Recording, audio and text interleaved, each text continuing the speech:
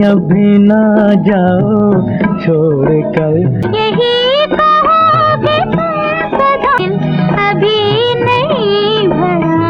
अभी न जाओ छोड़कर कि दिल अभी भरा नहीं। आज दिल बार बार इन पंक्तियों को दोहरा रहा है उस शख्स के लिए जिसने इन अमर पंक्तियों को अपनी आवाज़ दी थी। इस गीत को हमारी ज़िंदगी का हिस्सा बनाने वाली आशा भोसले जी 12 अप्रैल 2026 को इस दुनिया को अलविदा कहकर जा चुकी हैं। नमस्कार दोस्तों, मैं हूँ स्वप्निल और स्वप्निल टाकीज की इस कड़ी में आज हम आशा भोसले जी की जीवन यात्रा के बारे में जानेंगे। आशा भोसले जी भारतीय सिनेमा और संगीत जगत की सबसे बहुमुखी और दीर्घकालिक गायिकाओं में से एक रही हैं। लगभग 80 साल उन्होंने संगीत को समर्पित किए हैं। भारतीय सिने संगीत जगत के सुनहरे दौर को रिप्रेजेंट करती वो आखिरी कड़ी बची थी। निगाहें मिलाने को जी चाहता है। उनके दौर के सभी कलाकार एक एक करके इस दुनिया को छोड़कर जा चुके हैं और सबसे बड़ी बात, आशा जी अंत समय तक सक्रिय रही। वो स्टेज शोज करती रही। 90वां जन्मदिन उन्होंने मंच पर प्रस्तुति देते हुए मनाया था। एक मैं और एक तू,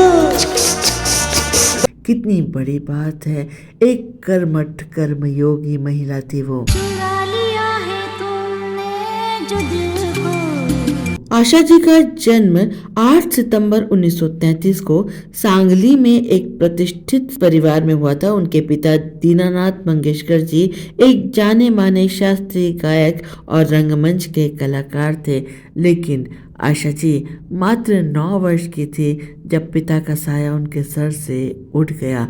बड़ी बहन लता मंगेशकर जी मात्र 13 वर्ष की थी और 13 वर्ष की आयु से उन्होंने अपने नाजुक कंधों पर परिवार के भरण पोषण का भार उठा लिया। आशा जी छोटी सी थी लेकिन अपनी बड़ी बहन का हाथ पकड़कर घर से निकल पड़ती थी।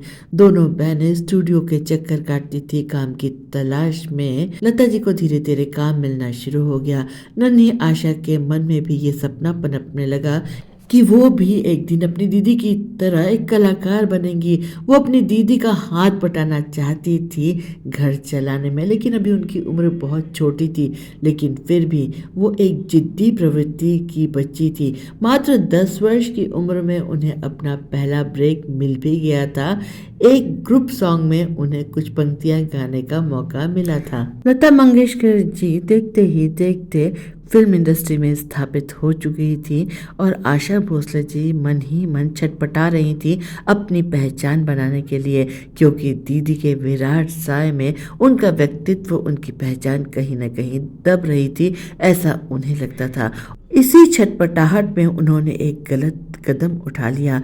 मात्र 16 वर्ष की आयु में उन्होंने गणपत राव भोसले नाम के एक व्यक्ति से विवाह रचा लिया जो उनसे उम्र में 15 वर्ष बड़ा था। ये व्यक्ति उनकी दीदी का सेक्रेटरी था।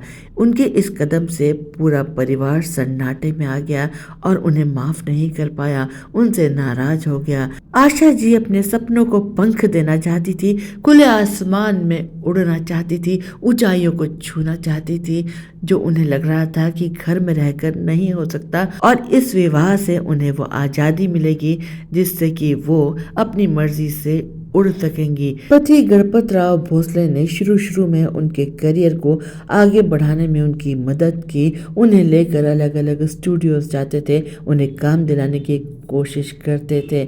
सपनों की ओर आशा जी अपने कदम बढ़ा रही थी और इसी बीच उनके देखते ही देखते 2 बच्चे भी इस दुनिया में आ चुके थे। कुछ ही दिनों में उनके पति का व्यवहार बदलने लगा। शायद आशा जी की प्रतिभा को लेकर वो इनसिक्योर हो चुके थे। नतीजा ये हुआ कि आशा जी के साथ दुर्व्यवहार करने लगे उनके पति।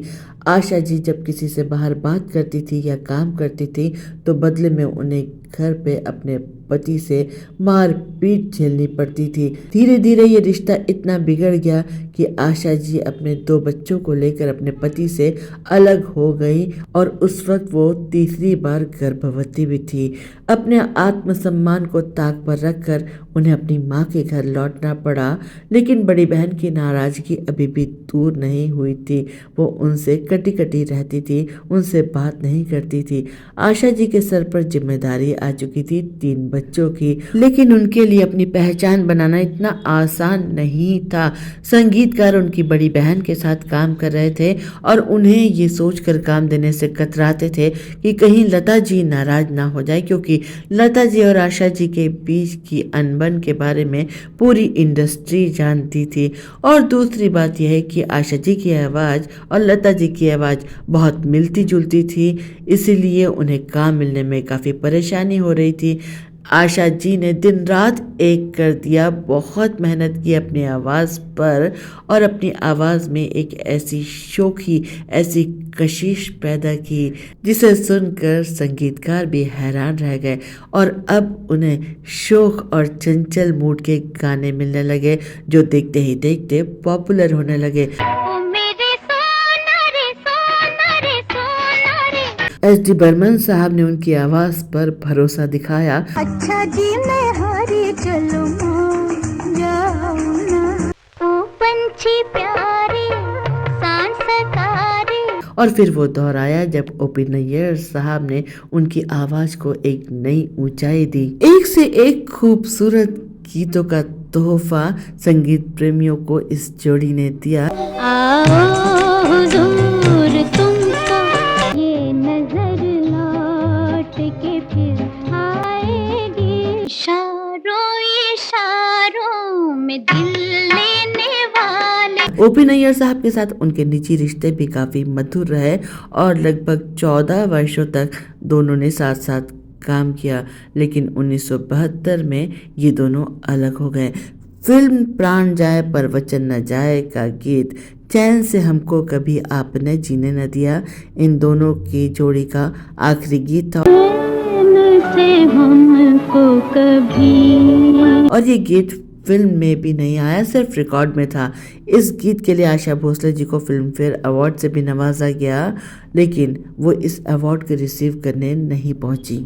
ओ.पी. नैयर साहब से अलग होने के बाद एक बार फिर से उन्होंने अपनी आवाज़ पर कई नए प्रयोग किए। आर.डी. बर्मन साहब ने ऐसे ऐसे गीत उनसे गवाए जो शायद आशा जी के अलावा कोई और गा ही नहीं सकता था। दम मारो दम हो या पिया तू अब तो आ जा या फिर ये लड़का है अल्लाह कैसा है दीवाना, हर गीत ने संगीत प्रेमियों को मंत्रमुग्ध कर दिया, झुमा दिया। आर.डी. बर्मन साहब ने उन्हें जिंदगी में वो ठहराव दिया जिसकी उन्हें तलाश थी। तो उन्होंने आपस में विवाह कर लिया। हालांकि आर.डी. बर्मन साहब आशा भोसले जी से 6 वर्ष छोटे थे, लेकिन आर.डी. बर्मन साहब ने उनके बच्चों को एक पिता का प्यार दिया। परिवार सुखपूर्वक रहने लगा, लेकिन नियति को कुछ और ही मंजूर था। 90 का दशक आते आते आर.डी. बर्मन साहब को काम मिलना बंद हो गया और उन्होंने खुद को शराब में डुबो दिया। घर में झगड़े होने लगे। आशा जी अपने बच्चों को इन झगड़ों से दूर रखना चाहती थी और वो अलग फ्लैट में रहने चली गई। हालांकि वो रोज आर.डी. बर्मन साहब के घर आती थी, उनके सेहत का ध्यान रखती थी, उनके लिए खाना बनाती थी। 2 तरह से गृहस्थी वो एक साथ मैनेज कर रही थी। सन 1994 में आर.डी. बर्मन साहब भी मात्र 54 वर्ष की आयु में इस दुनिया को छोड़कर चले गए। आशा जी एक बार फिर से अकेली हो गई, लेकिन जीवन में चाहे जितने भी उतार चढ़ाव क्यों ना आए, उन्होंने संगीत को कभी नहीं छोड़ा, मरते दम तक नहीं छोड़ा। आशा जी के जीवन में उनके बच्चे ही उनके लिए सब कुछ थे, लेकिन उन्हें अपनी आंखों के सामने अपने 2 बच्चों को भी विदा करना पड़ा। बेटी वर्षा और बेटे हेमंत का भी निधन हो गया। आशा जी अपने सबसे छोटे बेटे आनंद के साथ रहती थी। उन्होंने अपनी तकलीफ को, अपने दर्द को कभी लोगों के सामने उजागर नहीं किया। हमेशा हंसती रही, मुस्कुराती रही, अपने जीवन के किस्से सुनाती रही, मंच पर प्रोग्राम करती रही जहां लोगों को एंटरटेन करती रही। आशा जी को दादा साहब फाल्के, पद्म विभूषण जैसे सम्मान से सरकार ने सम्मानित किया। न जाने कितने फिल्म फेयर अवार्ड उन्हें मिले। आज आशा जी भले ही नहीं है, लेकिन उनके गाए हजारों गीत पीढ़ी दर पीढ़ी लोगों को मंत्रमुग्ध करते रहेंगे। उनका जीवन संघर्ष, मेहनत और सफलता की मिसाल रहा। ऐसी शख्सियत और ऐसे कलाकार को हम सबका शत शत नमन।